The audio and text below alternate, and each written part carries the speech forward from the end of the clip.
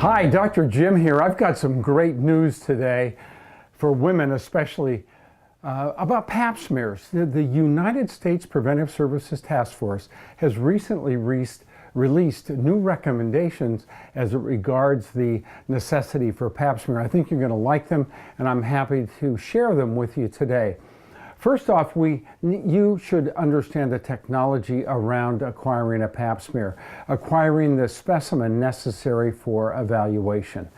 Here's what that's all about. First of all, the old-fashioned pap smears is actually known as cytology. It's where we take a little device like this, gently broom the cervix and get some cells and then look at them under a microscope to see if there's any inflammation or infection or any evidence of cancer.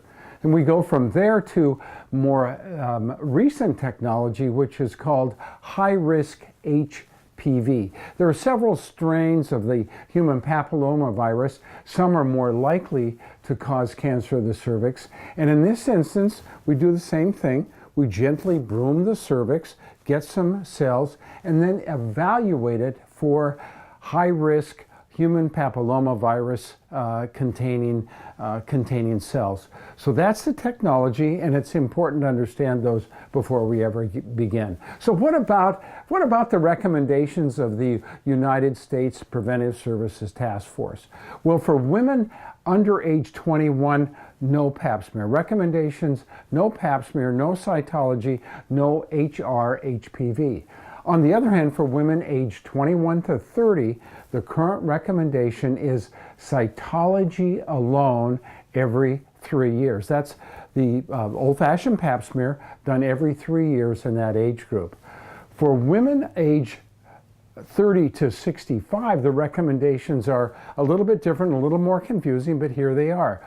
You can have cytology alone, the old-fashioned pap smear, every 3 years.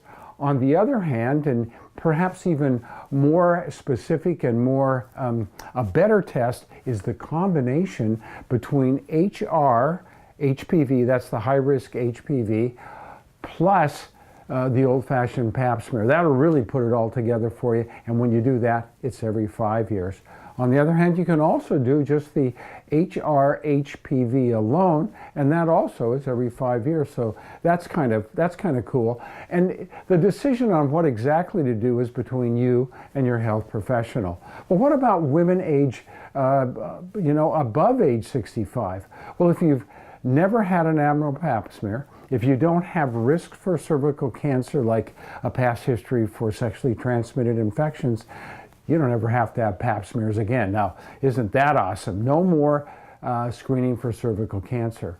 What about women who've had a hysterectomy? Well, if you've had a hysterectomy and it's for reasons other than cervical cancer, you also don't ever have to have pap smears again.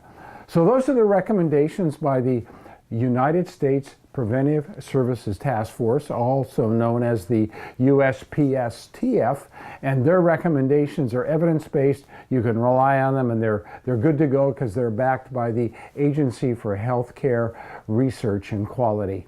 This is Dr. Jim for Be Healthy, Be Happy, hoping that this message powers your path to happiness.